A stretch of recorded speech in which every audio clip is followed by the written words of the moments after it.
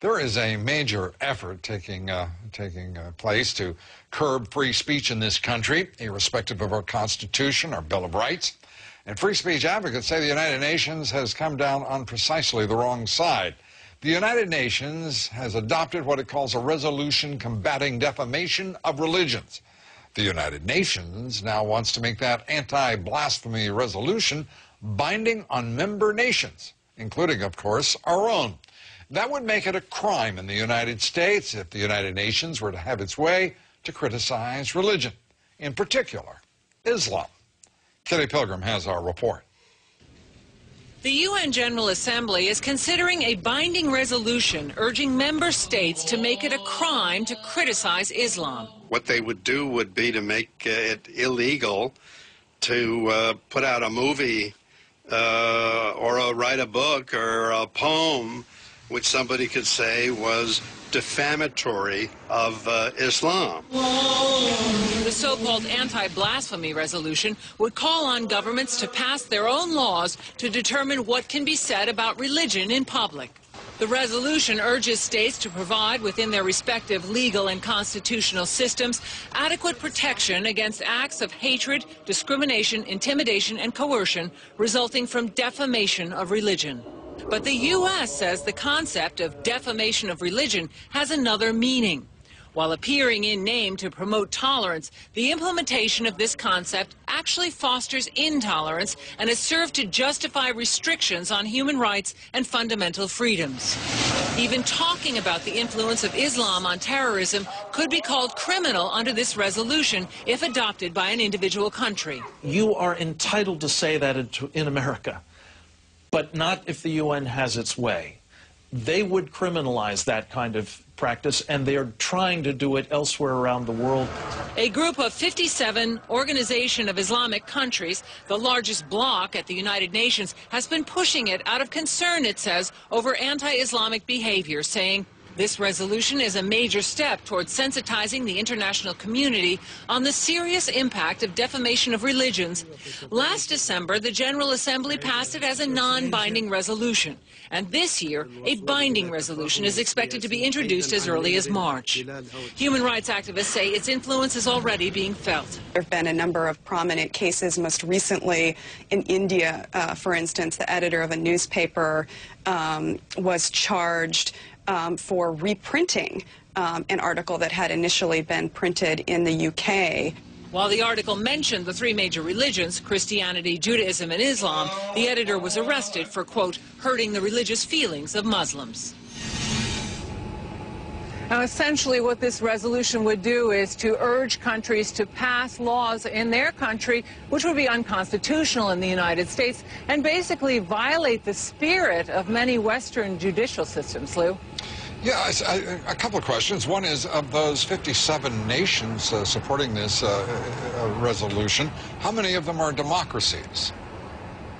I couldn't tell you, but many of them are Islamic countries. Pakistan has led the charge on this and has tabled this resolution. So they're not democracies, and they're fascinated with their own precepts about what would constitute the way to run a nation, not like ours.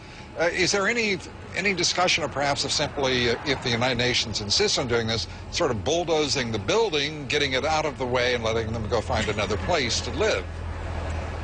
It wasn't really discussed in my my discussions today. Well, perhaps we can raise that as an alternative to impinging on our constitutional liberties. Kitty Pilgrim, thank you very much. Appreciate it, from the United Nations. What a place. Well, joining me now with more on the UN effort to stifle free speech, to squelch it, really, is Christopher Hitchens. He's Vanity Fair columnist, author of God is Not Great, How Religion Poisons Everything. Christopher, I have to say, first, welcome. Great to have you back with us. Secondly, how dare these people attempt such a thing? Well, first, thank you for having me back. And second, look, the claim of Islam is that it is the last and final revelation from God to humanity. It's quite a big claim to make, that you don't need another book after the Quran. You don't need any more evidence. You don't need any more argument. It's all done for you. Now, that's okay if people want to claim that. But now they want to say, if you have any difficulty with this idea, if you have any doubts about it, you're not allowed to express them. Because if you do, you are insulting us. You're making us feel hurt. Now, just imagine those two claims put together. One, a fantastic claim, and the other, a fantastic claim that you can't challenge. That is totalitarianism defined. It's a rape and butchery of the First Amendment of our Constitution. It's also being joined, though, Christopher, by a lot of nations that are not Islamic, and there seems to be a strong move forward, and it's already, in point of fact, been approved at this level by the United Nations. I have to say that we're reaching a point in the United States where we've got a group of people who will go around clucking, saying, oh, yes, this will be just fine, irrespective of our constitutional rights, because there's some, you know, we have Americans now. There is a movement afoot in this country for hidebound orthodoxy of all sorts of extremes, politically, religiously, in which people say, you know, the heck with the Constitution, there are higher issues at order here. You're quite right about that. I mean, when Salman Rushdie was sentenced to death by a senile theocrat in Iran for writing a novel, the Archbishop of Canterbury, His Holiness the Pope, certainly the Sephardic chief rabbi of Israel, and many other religious figures joined with Khomeini, not in exactly endorsing the fatwa, the death sentence, but in saying the problem was blasphemy.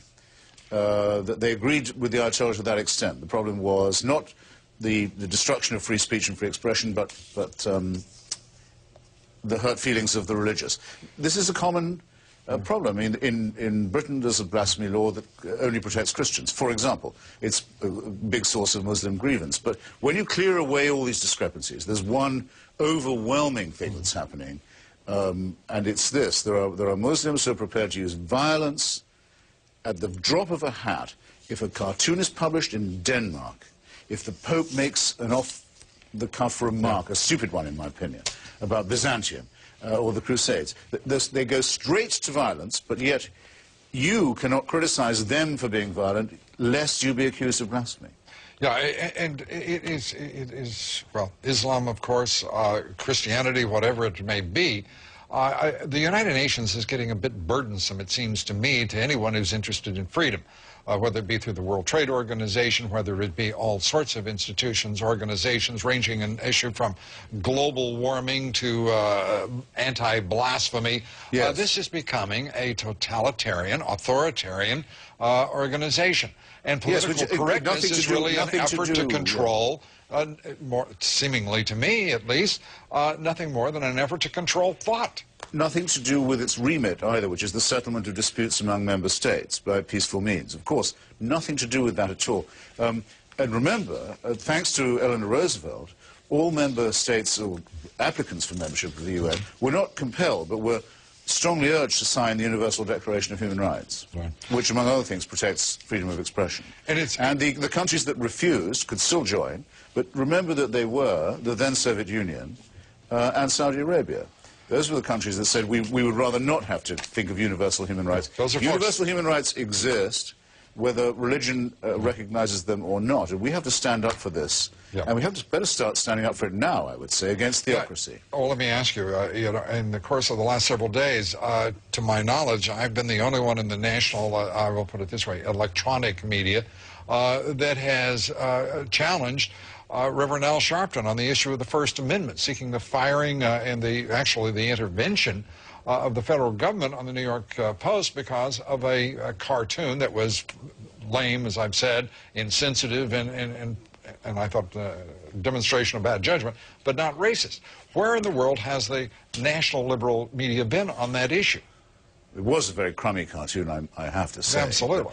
But I can't imagine what they were doing. It wasn't... another crime, by the way, it wasn't funny. I mean, can we just say that that's also an offense? Oh, I started out with lame. Extreme, yeah. Being unfunny is a fantastic failure in a cartoonist. And I think we should have people's heads for every time they don't perform. The federal government has no competence in these matters. Right. And it can't be solicited for this. Now, just scroll back a bit. I've been to Friday prayers in Tehran. Right. Several times. Christopher, I'm going to have to leave you at prayers if you don't hurry, because we're running out of time. Organized chanting of death to America, death to Britain, death to Israel. its head of state is allowed to come to the UN. That's fine by me, but don't let them tell me that only those who criticize them are being blasphemous. Yep. Well, I have to say that my patience is ending primarily with the United Nations that's arrogant enough to think it should leave us subservient to its collective will. Christopher Hitchens, always good to have you here. Wish we had Thanks more time. for having me back. Okay. Well, we want to know what you think. Our poll question tonight is, do you believe the United Nations restriction of freedom of speech in the United States should be tolerated? Yes or no? Cast your vote at BlueDimes.com. We'll have the results here later. 98% of you say the United Nations restriction of freedom of speech in the United States should not be tolerated. And I'm thinking about bulldozers, but that's an addendum.